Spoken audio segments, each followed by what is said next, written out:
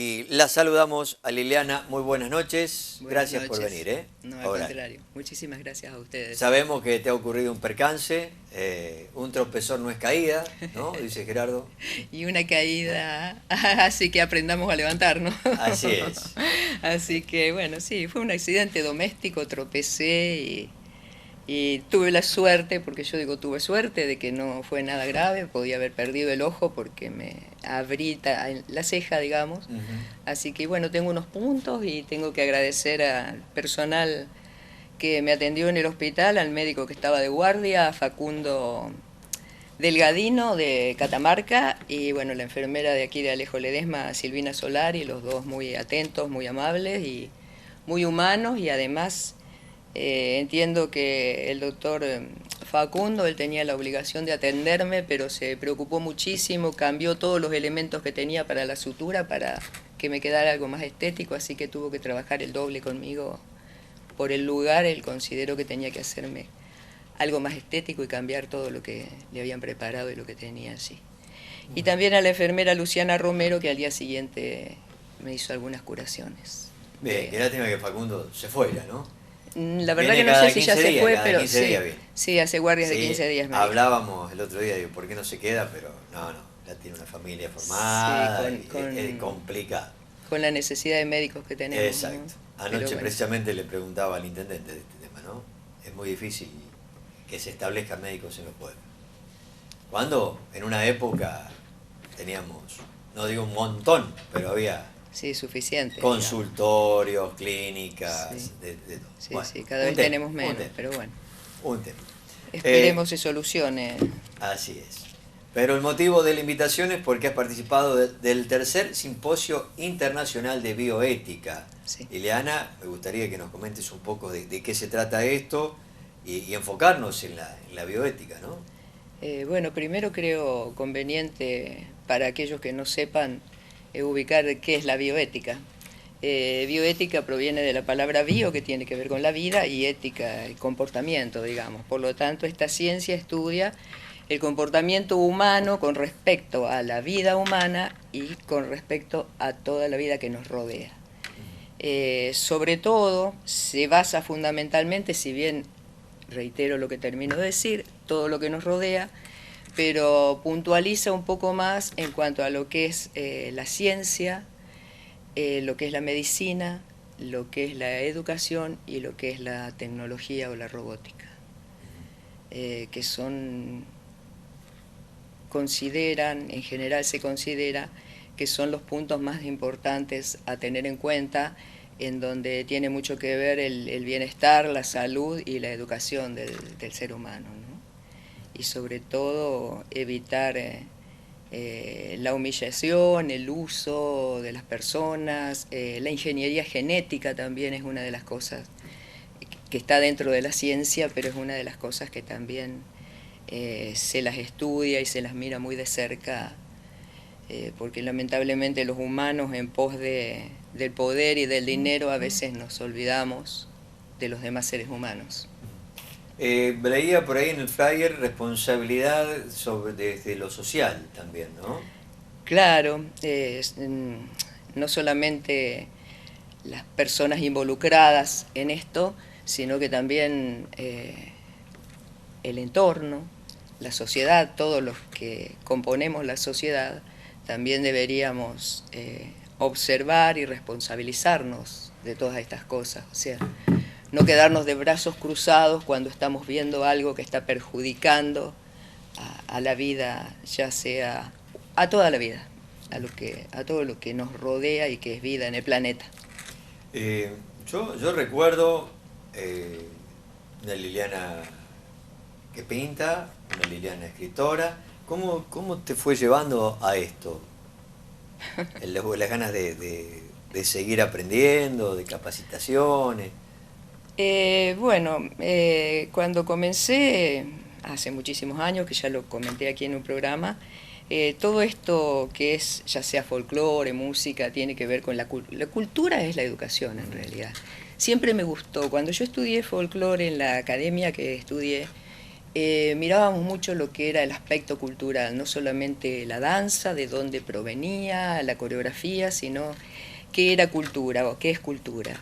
Y eso me fue llevando a leer mucho, a interiorizarme y a relacionarme con gente que estaba en la cultura. De hecho, yo soy muy amiga de una de las máster de bioética de la Universidad de Ecuador, y tengo muchos amigos que trabajan en este tema, porque aparte siempre me interesó, y en los ambientes que frecuentaba y que he compartido momentos, siempre me he relacionado con gente o mucha gente que está en el tema también, porque sobre todo los escritores no solamente nos interesa el hecho de escribir una poesía, sino que dejar algo, y ese dejar algo necesita un conocimiento para dejar algo positivo. ¿Y cuál es el conocimiento? Y a ver qué nos está pasando a la humanidad y qué dejamos para mejorar o tratar de mejorar esta humanidad o este planeta. Bueno, temas que muchas veces lo hablamos con el licenciado Carlos, ¿no? Zubiri, aquí en la mesa. Esto te lleva a enfocarte en algo así, ¿cómo mejoramos el planeta? ¿Y se puede mejorar o ya estamos en un círculo que no salimos más? Bueno, si pensáramos que no se puede mejorar, no haríamos nada, ¿no es cierto? Desde el momento que lo estamos haciendo es porque tenemos esperanza de que se pueda. Yo no sé si si se podrá cambiar en un futuro, no quiero decir que los que estemos trabajando actualmente, pero bueno, son granitos de arena que vamos aportando, y sí tengo conocimientos de que cada vez somos más, de que cada vez somos más escuchados, de que cada vez somos más convocados, de que cada vez hay más jóvenes que nos escuchan, de que cada vez nos llaman más. Entonces creo que eso puede llegar en un futuro a cambiar algo. ¿Vos crees que a los jóvenes les interesa este tema? Sí, sí, sí les interesa. Porque Y lamentablemente en muchas escuelas, en universidades que he estado disertando, los jóvenes preguntan, ¿y por qué estos temas no los tenemos como materia? ¿Por qué no los vemos más? He ido a escuelas que por 1 hora y he estado 2 o 3 horas conversando con los jóvenes. Porque es lamentable que todas estas materias, estas cosas, estos temas, no se los analice y no se los estudie bien estudiados como corresponde, desde lo básico hasta, bueno... ¿Temas como cuáles, Liliana? Y muchísimo, la ética, por ejemplo, cada vez vemos que en la sociedad hay una carencia de ética impresionante, cada vez tenemos menos ética en todos los estamentos sociales. Hacia los valores, eso, ¿no? Decís. Claro, la ética hacia el comportamiento, a los valores del ser humano. Cada vez estamos perdiendo más humanidad. ¿Y qué nos está pasando? Siempre digo y decimos en general, que lamentablemente de nada sirve un buen profesional, un buen abogado, un buen médico, o sea, que sepa mucho de su profesión, pero que detrás no haya un buen ser humano. Porque ahí corremos el riesgo de que nos usen para una investigación, de que haya algo económico por detrás. Lo que tenemos que tener es, ante todo, humanidad para tratar al otro ser humano. Y aquí, bueno, entra lo que conocemos todos, los valores humanos, respeto, justicia, dignidad, infinidad de valores que conocemos todos, ¿no es cierto? No los vamos a enumerar porque los conocemos. Pero bueno, son temas a tratar y en realidad cuando a veces se habla de respeto con los jóvenes, es como que ellos tienen la idea de que el respeto es el que yo debo imponer. Lamentablemente estamos perdiendo la idea de lo que es cada valor. Y el respeto no es imponer el respeto hacia mí, es el que yo debo de tener hacia el otro también. Claro. ¿Esto es un tema de educación también? Y sí. Y sí. ¿Sí? Bueno, hablábamos el otro día y no leí tu mensaje porque lo abrí después, sobre la hora más que se va a poner, ¿no?, en la escuela. Y yo la pregunta que hice la semana pasada era si 1 hora cantidad es igual a calidad, ¿no? ¿Y qué opinión tenés vos? No, 1 hora más en las aulas no equivale a más aprendizaje, al contrario. Bueno, según los principios de la neuroeducación, y creo que todos lo podemos, si nos detenemos a pensarlo un poquito, es algo muy fácil de comprobar. Toda vida, cuando se inicia, ya sea un ser humano o un animalito, necesita moverse, necesita jugar, necesita espacios, necesita aire libre. Bueno, según la neuroeducación, es un crimen tener a los niños tanto tiempo encerrados y sentados en las aulas. 4 horas es mucho ya. Bueno, así que si le sumamos más tiempo, con más razón. ¿Por qué?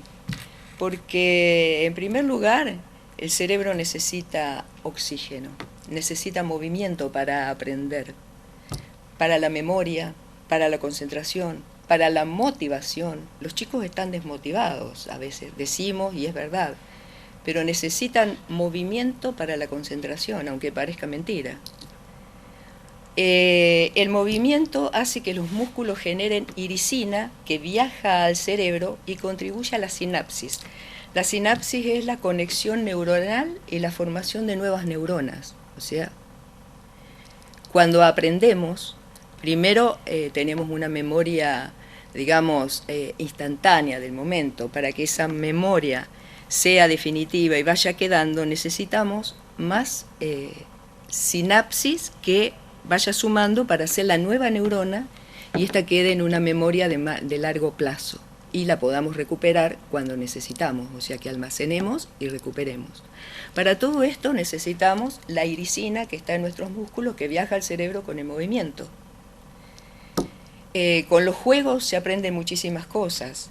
Tenemos la etapa sensible de los niños, que es de 0 a 7 años, según la neurociencia, puede variar, así como varía la madurez en el físico de cada ser humano, ¿no es cierto? Pero puede variar entre 6 y 7 años, en donde desarrollan las inteligencias naturales, las que traemos al nacer, que son 8. Esas inteligencias desarrollan naturalmente. Y si el niño está privado por algún motivo de ejercer la voluntad de la necesidad, de la demanda de esas inteligencias, pierde la oportunidad para toda la vida, no la recupera nunca más. Por otro lado, el cerebro, la parte que está situada en la corteza prefrontal, el llamado neocórtex, donde nosotros tenemos, podríamos decir, la oficina donde se llevan a cabo todas las funciones principales de la vida, demora en su desarrollo hasta casi los 30 años de edad. Entonces a veces se le exigen a los niños cosas que aprendan o que hagan o que relacionen o que razonen y no tienen esa parte del cerebro conformada y con esta exigencia los dañamos porque originamos una frustración, generamos una frustración en los chicos porque no la pueden hacer por más que se esmeren. Bueno, pero Liliana, estamos hablando acá de exigencia, ¿no? Uno ve que en los últimos años cada vez, por ejemplo, para pasar de año o pasar materia, cada vez hay menos exigencia. Pero cada vez ven más cosas. A los niños los estamos llenando de información, información, información, información y los estamos confundiendo cada vez más también. El hecho de estar encerrados para ellos es una exigencia. Están encerrados. Toda la vida estuvieron encerrados. Bueno, pero cada vez más tiempo estamos encerrados, están encerrados los chicos. Y vamos a lo que me preguntaba, si es beneficioso o no 1 hora más. No.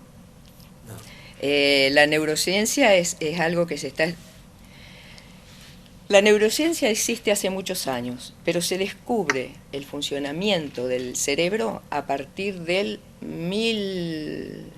1999-2000. Se comienzan a encontrar las maneras de descubrir cómo aprende el cerebro. Entonces, más allá de que hace muchos años que la escuela comenzó, se dice, con un señor que tenía muchos libros, se sentaba a leer y entonces la gente lo rodeaba y escuchaba lo que este señor leía, decía, porque leía mucho y tenía conocimientos. Entonces, considerando que este señor podía enseñar, nacieron las escuelas, las aulas, para que señores como él enseñara a quienes querían aprender. Pero nunca se supo cómo aprende el cerebro. ¿Y nosotros cómo aprendemos? ¿Qué parte de nuestro cuerpo aprende? Es el cerebro. Entonces, para saber enseñar, tenemos que saber cómo aprende. Sería mucho más fácil que los chicos aprendan, que los niños aprendan, si sabemos cómo aprenden y cómo enseñarles. ¿Se va a llegar a eso o no? Bueno, esperemos que sí. Hay escuelas aquí en la Argentina porque tenemos que agregarle a todo esto que dije que primero somos, porque nacemos también con 5 emociones básicas, y primero somos emocionales, nacemos con la parte del cerebro que tiene que ver con la supervivencia, digamos, equilibrio, respiración. Es la primera parte, que la tenemos donde termina el cuello y comienza el cerebro. Después tenemos la emocional, y después tenemos la otra parte que demora hasta los 30 años casi en conformarse. Por supuesto, nacemos con 5 emociones, y a lo largo de la vida y a medida que vamos madurando, esas 5 emociones llegan a ser alrededor de 800 matices de cada una que se va desprendiendo de las 5 básicas. Estas emociones influyen muchísimo en el razonamiento. Por eso se dice que si no hay emoción, no gusta, y si no gusta, no se aprende. Primero tenemos que ver qué emociona al niño, cómo logramos emocionar al niño para que lo tengamos con todas las luces, digamos, en un vocabulario vulgar, con todas las luces encendidas para que esté dispuesto a aprender. Muy bien. No es fácil. No es fácil. La educación necesita un cambio de paradigma bastante importante e inmediato, pero no es imposible, porque en muchos países y en muchos lugares lo están haciendo. Y la educación emocional acá en Argentina, hay muchas escuelas que ya la están trabajando. Porque es muy importante la educación emocional también, porque tiene que ver con la conducta. Las emociones son las que nos generan a nosotros las energías para actuar. Nosotros captamos de nuestro entorno y de nuestro interior estímulos con los cuales nos sentimos alegres, tristes, nerviosos, enfadados. Tenemos infinidad de emociones. A esta altura, digo, tenemos casi 800, pero vamos a las básicas, ¿no es cierto? Bueno, estas emociones nos generan una energía o miedo. Si yo tengo miedo, naturalmente la amígdala, que es la que recepta y nos envía a la sangre las hormonas para actuar acorde a la emoción que vivimos, si yo en este momento tengo temor por algo, la amígdala me va a enviar a la sangre el cortisol, que va a hacer que mis músculos se tensen y yo me prepare para la defensa o para la huida, y va a dejar de trabajar mi aparato digestivo, mi corazón va a trabajar más rápido. Bueno, todos, si nos detenemos a pensar alguna vez que nos asustamos, que tuvimos temor, sí. ¿Cómo nos sentimos? Bueno, nos prepara naturalmente. Y hay otra cosa muy importante. Bueno, quiero llegar a esto y después voy a lo demás. Si nosotros logramos que los chicos entiendan y sepan, se den cuenta, reconocer sus emociones, cuando un chiquito está enojado por algo, esta energía la puede derivar a otra cosa y no a golpear o a defenderse de la persona que lo ofendió o fue causa de su enojo. También es importante saber por qué las emociones dice que nos ocasionan los problemas mentales. Si nosotros sabemos educar nuestras emociones, evitaríamos, y lo que ahora se está viendo muchísimo en todo el mundo, que los niños tienen problemas de ansiedad, problemas de estrés, problemas de hipertensión, problemas de obesidad, bueno, infinidad de problemas que tienen que ver también con los encierros y las emociones negativas que les ocasionan las obligaciones o los encierros, porque los chicos no se pueden defender ante esas cosas.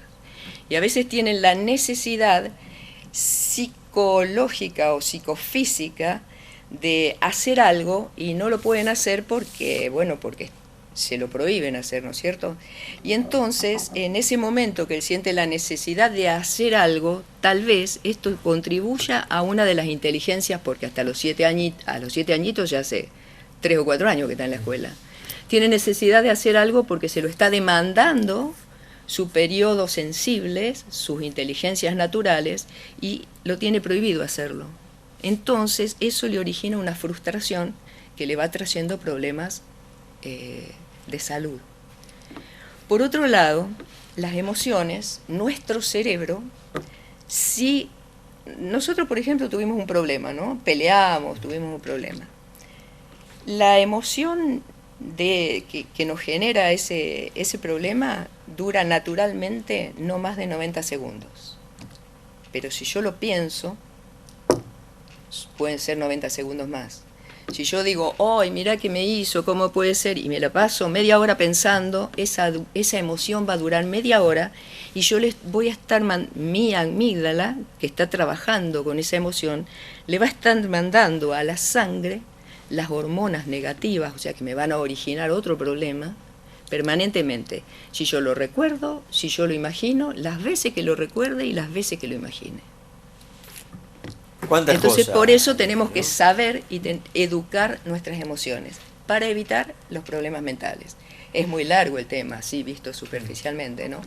Pero es muy interesante conocernos y saber cómo trabaja nuestro cerebro, porque nuestro cerebro es el que tiene las funciones ejecutivas. Aquí en la frente tenemos la parte en donde tenemos las funciones ejecutivas, las que nos caracterizan como humanos y en donde podemos resolver todas las situaciones de la vida. Esas funciones ejecutivas, por supuesto, están bastante influidas por las emociones, que es lo que tenemos que saber educar para poder controlar y tener más agilidad, más velocidad para las funciones ejecutivas y poder resolver las cuestiones de nuestra vida de una manera más eficiente, mejor para nosotros, para nuestra felicidad y para evitar problemas psicológicos que también originan problemas de salud, como dije recién, el estrés, la ansiedad, la depresión. Bueno, cosas muy interesantes como para seguir analizando y viendo, por supuesto, todo este tema que está ahora, ¿no? Como es la neurociencia, que está avanzando cada día, Sí, ¿no? gracias. Se comenzó a estudiar muchísimo porque, si nos ponemos a pensar, también es otro tema largo, gracias a la robótica, a la informática, a la computación, porque la computadora es un reflejo fiel de lo que es nuestro cerebro.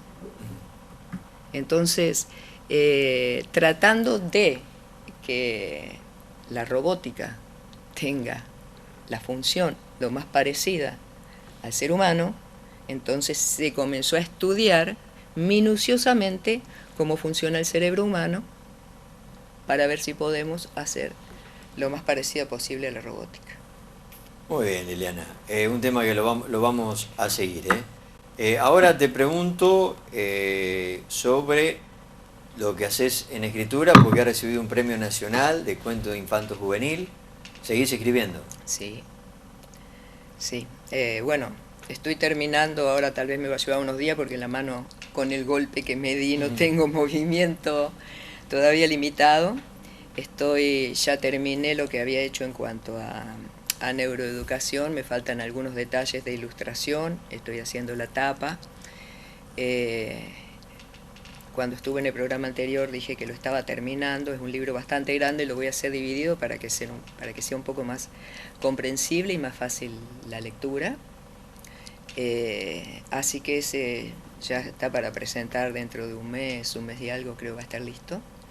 Pero también sigo con todo lo que es infanto juvenil e infantil, que es lo que hace años hago y me gusta, y me lleva a todo esto, porque la preocupación para que el futuro de tantos niñitos que uno ve y que espera que tengan una vida plena, que tengan una formación integral de ser humano, entonces también lleva a que uno se preocupe de decir, a ver, ¿cómo podemos hacer? ¿Qué podemos hacer?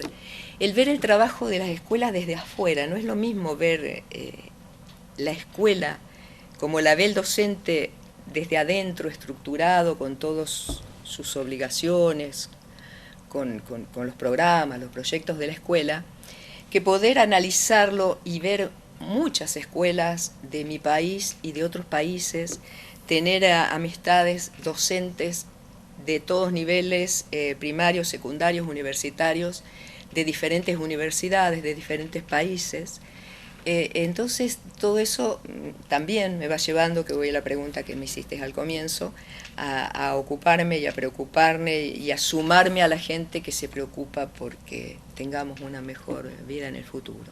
Así que sigo trabajando mucho con los niños, lo hago por los niños para que pasen un momento lindo y para que en su futuro tengan una vida feliz y tengamos una sociedad mejor. Y bueno, sí, tuve la suerte de ser premiada en el Premio Nacional María Isabel Ploruti, correspondiente al año 2021. En noviembre se harán las entregas de premios en el mes de las letras en la provincia de Buenos Aires.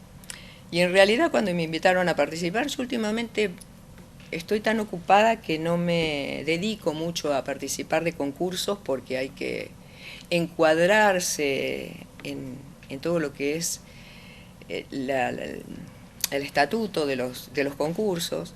Pero bueno, me llamaron los organizadores y me dijeron, ya que escribís tanto, y bueno, al momento de mandarlos, yo por ahí tengo algunos cuentos escritos y muchísimos otros que cuento en las escuelas que no los tengo escritos porque me parece interesante para los chicos que el cuento, si yo lo tengo armado en mi cabeza, pero lo termino de armar en el momento porque me parece interesante situarlo en el lugar, por ahí con las personas que están presentes, o sea, poner de personajes algunos chiquitos, de hecho llevo títeres, pelucas, o sea, entonces no los tengo escritos porque los voy, si bien tengo lo básico del cuento y a lo que quiero llegar, el mensaje que quiero dar, pero lo voy cambiando de acuerdo a la situación y de acuerdo a los chiquitos que veo, cómo van reaccionando los chicos.